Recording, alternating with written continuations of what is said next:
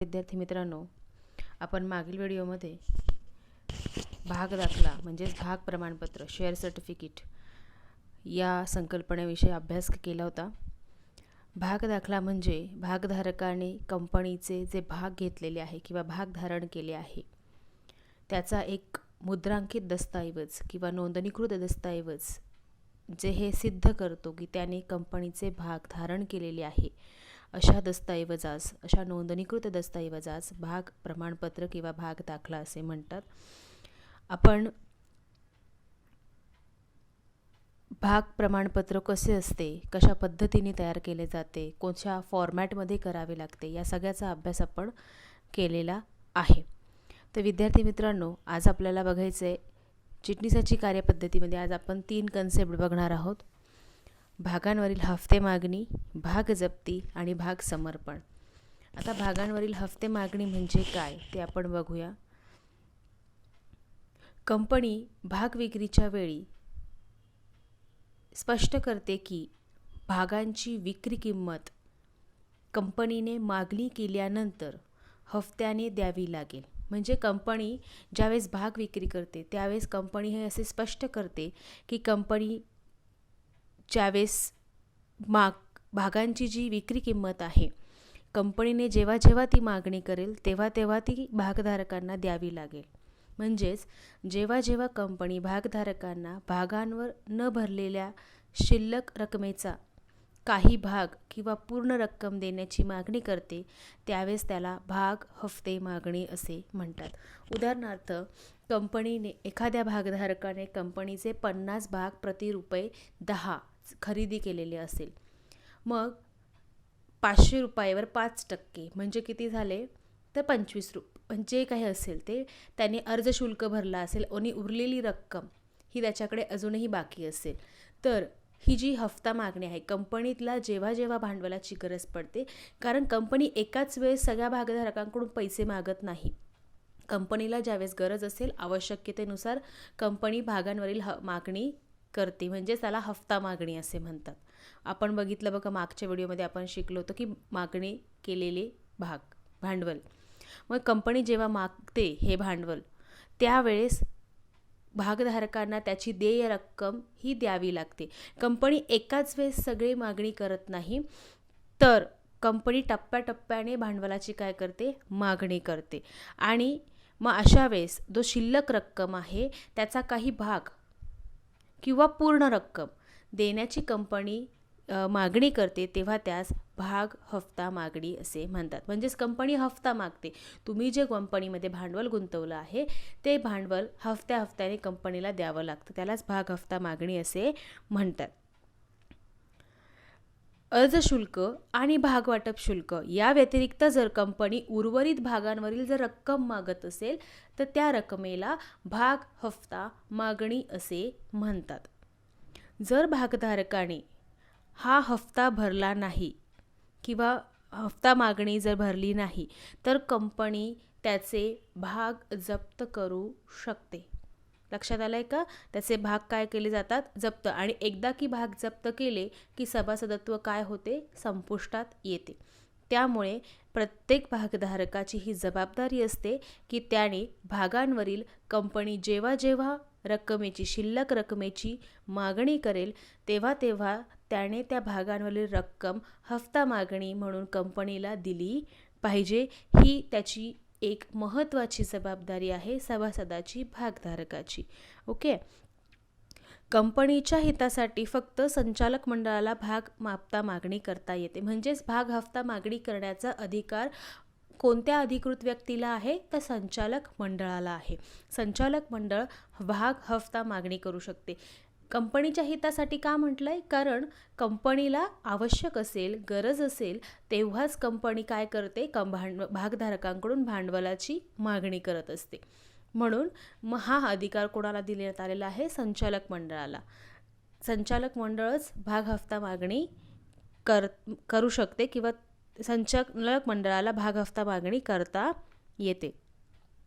मग भाग हफ्ता मागणी करायची आहे त्यासाठी कंपनी काय करते तर कंपनीने भागधारकांना पत्र पाठवून रक्कम कंपनीच्या बँकर्सला जमा करावी यासाठी 14 दिवस आधी किंवा पूर्व सूचना नोटीस द्यावी लागते. लक्षात आले. उदाहरणार्थ एक्स हा व्यक्ती आहे. एक्स या व्यक्तीने एक कंपनीमध्ये भांडवल गुंतवणे आले आहे. त्याने कंपनीला 1000 रुपयांपैकी त्याने 1000 रुपयाचे भांडवल गुंतवले आहे. मग 1000 रुपयापैकी त्याने अर्ज शुल्क आणि भागवाटप शुल्क असे 200 रुपये कंपनीकडे जमा आहे आणि त्याचे 800 रुपये अजून रक्कम शिल्लक आहे. पण 800 पैकीच त्याने कंपनीने जर 200 रुपये मागितले असेल तर हे 200 रुपये त्याने कंपनीच्या बँकर्सकडे जमा करावी अशी सूचना त्याला 14 दिवस अगोदर पाठवली जाते. विद्यार्थी मित्रांनो, हे 14 दिवस जे आहे महत्त्वाची संकल्प हे आहे बघा, मुद्दा आहे की कंपनीने भागधारकांना हफ्ता मागणीसाठी किती दिवस मुदत दिलेली असते तर 14 दिवस आधी ते कंपनी भागधारकांना अलर्ट करते, सांगते की तुम्हाला इतकी भाग हफ्ता मागणी कंपनीच्या बँकर्समध्ये भरावी लागणार आहे. असे पूर्व सूचनेसाठी 14 दिवस अगोदर कंपनीकडून पत्र पाठविले जाते.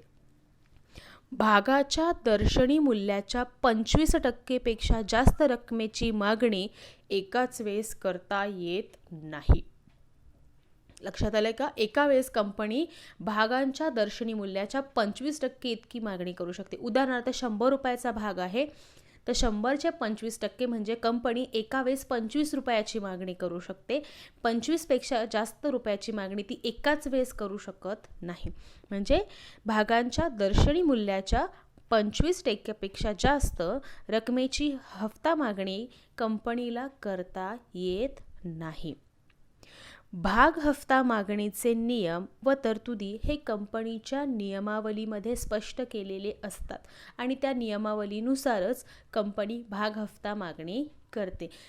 नियमावली म्हणजे आर्टिकल ऑफ असोसिएशन ही अंतर्गत नियमावली असते, ज्या नियमावलीच्या अंतर्गत किंवा तरतुदीनुसार कंपनीचा कारभार चालविला जातो. बरोबर आहे.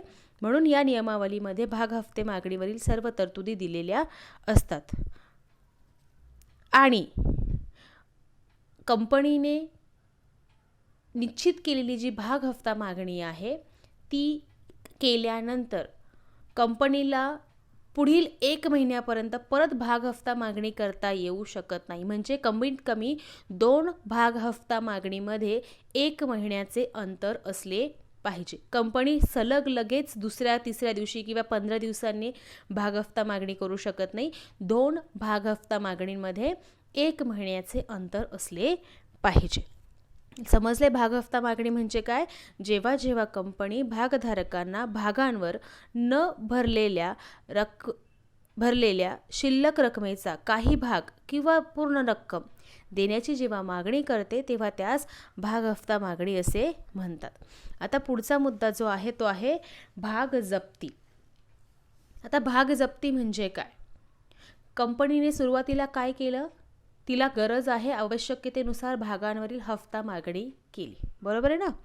मग आता एखादा भागधारक विशिष्ट कालावधीत भागांवरील हफ्ती मागणी देण्यास असमर्थ असेल तर नियमावलीतील तरतूद असल्यास संचालक मंडळ अशा भागधारकाचे भाग काय करते? जप्त करते. म्हणजेच त्या सभासदाचा मालकी हक्क काढून घेतला जातो. यालाच भाग जप्ती असे म्हणतात. लक्षात आलंय? जर सभासद किंवा भागधारक वेळेवर मागितल्याप्रमाणे मागणी केल्याप्रमाणे कंपनीच्या मागणीनुसार जर भागांवरील हफ्ता मागणी भरत नसेल किंवा भरण्यासाठी असमर्थ ठरत असेल तर अशा वेळेस संचालक मंडळ त्याचे भाग काढून घेतात, जप्त करतात. म्हणजेच एकंदरीत त्याचा त्या कंपनीतील मालकी हक्क संपुष्टात येतो. त्यालाच भाग जप्ती असे म्हणतात. लक्षात आलंय का भाग जप्ती म्हणजे काय? आणि फक्त अंशतः देय भागच जप्त केले जातात. अंशतः देय म्हणजे काय? की ठराविक रक्कम भरलेली आहे आणि ठराविक रक्कम बाकी आहे असेच भाग काय केले जातात? जप्त केले जातात. पूर्ण देय रक्कम, पूर्ण दत्त भाग हे जप्त केले जात नाही. फक्त अंशतः देय भागच जप्त केले जातात.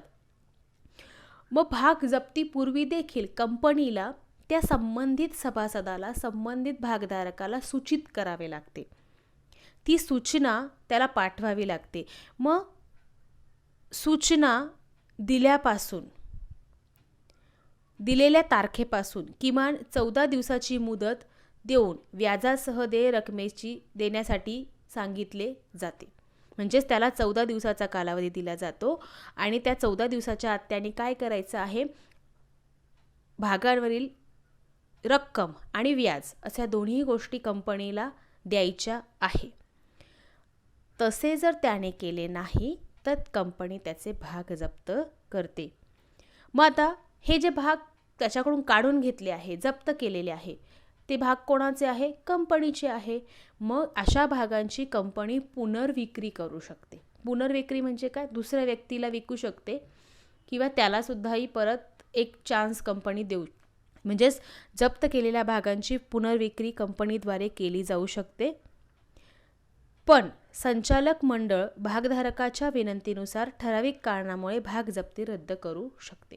जर भागधारकाने काही विनंती केली की कदाचित मी पैसे भरेल किंवा काही कारण सांगितले, तशी अर्ज त्याने जर संचालक मंडळाला केला तर तात्पुरती भागजप्ती काय केली जाते? रद्द केली जाते. परंतु ही विनंती त्याने भाग पुनर्विक्रीच्या पूर्वी केलेली असली पाहिजे. कारण जर कंपनीने एकदा त्याचे जप्त केलेले भाग जर विक्रीस काढले, पुनर्विक्री केली, तर त्याला त्याची विनंती स्वीकारली जात नाही, ग्राह्य धरली जात नाही. त्यासाठी त्याची विनंती ही पुनर्विक्रीच्या आधी त्याने केलेली असली पाहिजे. लक्षात आलंय का? आता जर भाग जप्ती झाली तर भाग जप्तीचे काय परिणाम होतील? तर सगळ्यात पहिलं, भाग जप्ती झाली तर सभासदत्वाचं, भागधारकाचं सभासदत्व संपुष्टात येतं. म्हणजेच त्याचे कंपनीतला मालकी हक्क संपतो, संपुष्टात येतो. बरोबर आहे ना? त्याचे सभासदत्व संपते.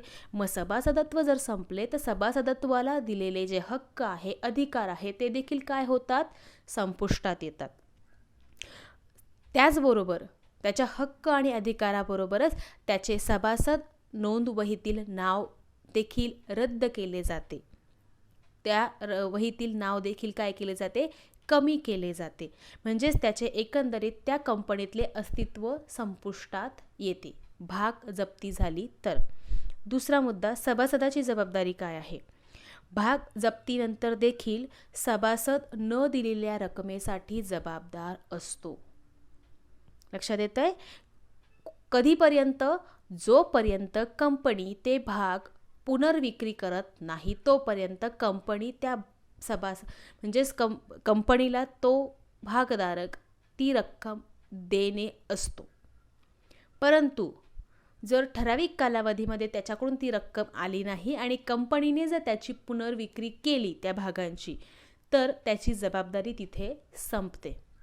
लक्षात आलंय? त्याने जर कदाचित भागांवरील रक्कम भरली तर त्याचे भाग त्याला परत मिळू शकतात. त्यानंतर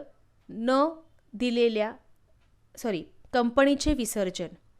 भाग जप्तीपासून 1 वर्षाच्या आत कंपनीचे जर विसर्जन झाले तर त्या सभासदाचे भाग जप्त केलेले आहे तो भाग हप्ता मागणी भरण्यास माजी सभासद म्हणून जबाबदार असतो. कारण त्याचे भाग जप्त केले आणि 1 वर्षाच्या आत कंपनीचे विसर्जन झाले तर कंपनीचे जे देणे आहे ती देण्यासाठी त्या व्यक्तीला, त्या सभासदाला ज्याचे भाग जप्त केले आहे तो एक माजी सभासद असतो.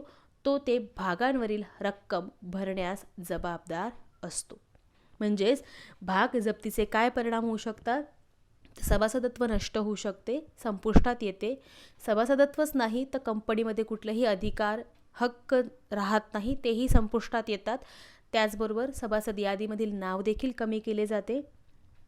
भाग जप्तीनंतर देखील सभासद ते पैसे देणे लागतो जोपर्यंत कंपनी त्या भागांची पुनर्विक्री करत नाही तोपर्यंत.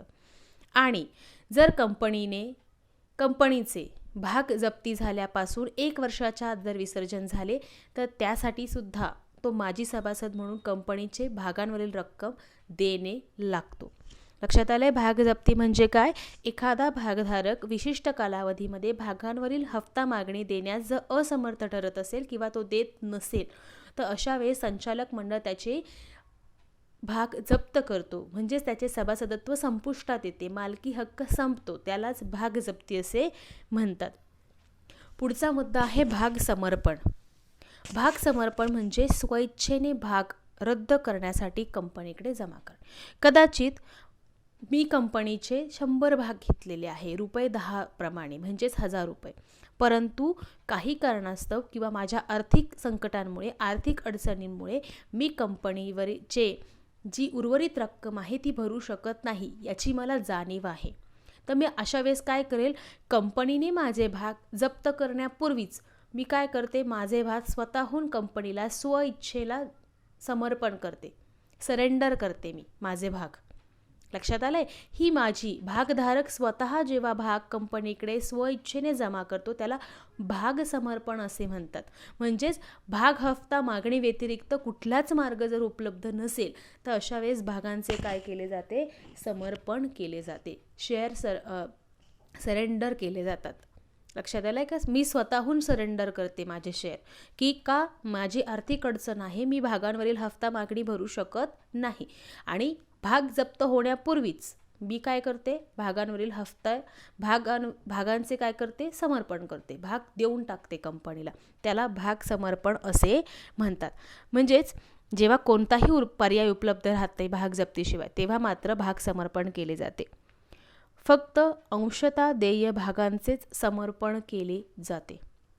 जे अंशतः देय आहे, म्हणजेच काही रक्कम भरलेली आहे, काही रक्कम बाकी आहे, अशा अंशतः देय भागाचे समर्पण केले जाते. भाग समर्पणाची तरतूद ही कंपनीच्या नियमावलीमध्ये असली पाहिजे. लक्षात आलंय? कंपनीच्या नियमावलीमध्ये तरतूद असल्यानंतरच भागांचे समर्पण करता येते.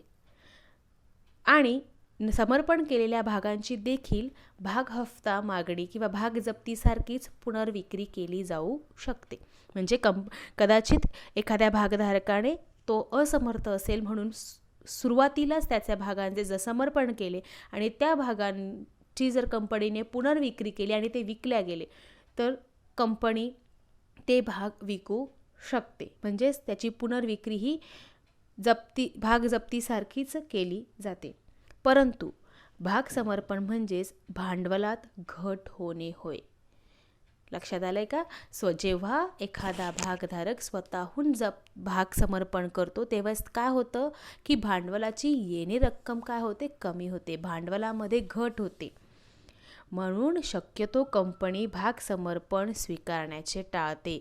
कंपनी अशा वेळेस त्या भागधारकाला मुभा देते, सवलत देते भागांवरील हफ्ता मागणी भरण्यासाठी. लक्षात आलंय? आणि त्यासाठी भाग समर्पण हे शक्यतो खूप कमी स्वरूपात केले जाते, कारण याच्यामध्ये कंपनीचा तोटा असतो. म्हणून कंपनी भाग समर्पणाचा पर्याय स्वीकारण्याचे टाळते.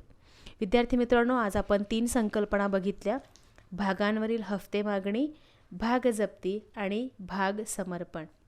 भागांवरील हफ्ते मागणी म्हणजे जेव्हा जेव्हा कंपनी भागधारकांना भागांवर न भरलेल्या शिल्लक रकमेचा काही भाग किंवा पूर्ण भाग देण्याची मागणी करते तेव्हा त्याला भाग हफ्ता मागणी असे म्हणतात. भाग जप्ती म्हणजे एखादा भागधारक विशिष्ट कालावधीत भागांवरील मागणी रक्कम, मागणी हफ्ता देण्यास जर असमर्थ असेल तर संचालक मंडळ त्याचे भाग जप्त करतात, म्हणजेच त्याचा मालकी हक्क काढून घेतात, त्यास भाग जप्ती असे म्हणतात. आणि तिसरा संकल्पना आपण बघितली भाग समर्पण. भाग समर्पण म्हणजे भागधारक स्वइच्छेने भाग रद्द करण्यासाठी ते भाग कंपनीकडे जमा करतो. म्हणजेच भाग जप्तीशिवाय कुठलाही पर्याय जर उपलब्ध नसेल तर अशा वेळेस भाग समर्पण केले जाते. लक्षात आले विद्यार्थी मित्रांनो? 3 कन्सेप्ट झाले. आता शेवटचा या धड्यातल्या 2 कन्सेप्ट बाकी आहे, भाग हस्तांतर आणि भाग संक्रमण. ते आपण पुढील व्हिडिओमध्ये बघूयात. तुम्हाला जर कुठल्याही प्रकारची अडचण आली किंवा कुठलाही भाग समजला नाही तसं तुम्ही मला वैयक्तिकरित्या मेसेज करू शकतात किंवा फोन करू शकतात. धन्यवाद.